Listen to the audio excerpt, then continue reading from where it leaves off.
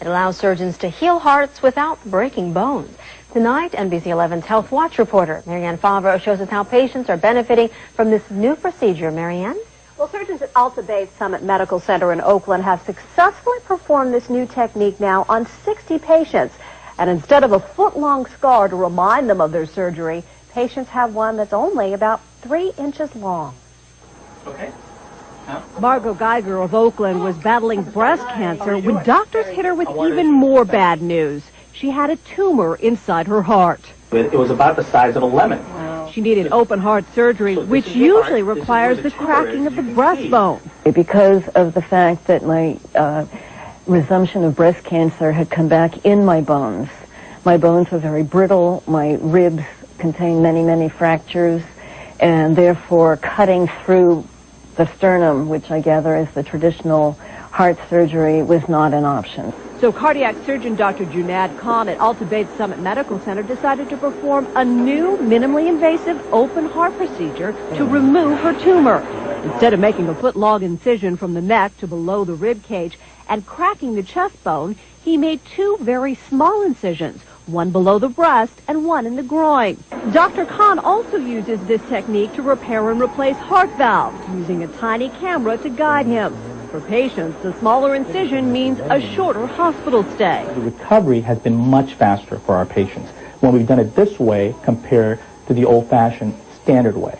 We've had a large number of our patients leave in 2 days, 48 hours after surgery, where in the old-fashioned way, we used to have to keep them around for 7 to 10 days to recover. Known as a port access procedure, it requires up to 2 additional hours on the operating table and poses the same risk of death and complications as traditional open heart surgery. But infections associated with cracking the breastbone are eliminated, and patients can get back on their feet more quickly. I was out of bed the next day, walking. Now, Dr. Khan has performed this procedure on patients ranging in age from 17 to 84.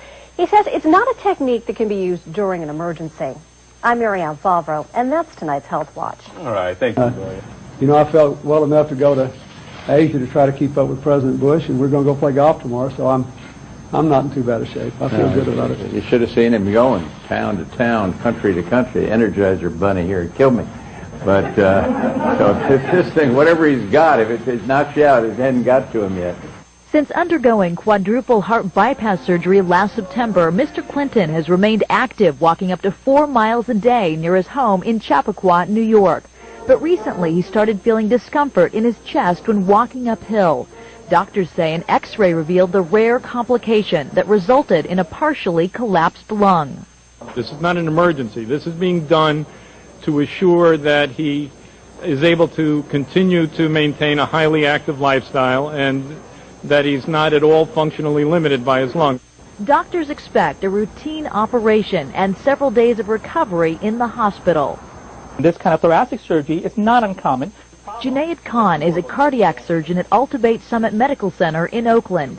He says Summit performs hundreds of similar procedures each year and that complications such as President Clinton's usually occur in about 5 to 10% of heart patients following surgery. Usually, typically, they'll put in a couple of cameras, maybe a camera here and a couple of instrument access areas to drain the fluid, break up the pockets, and leave a few tubes in.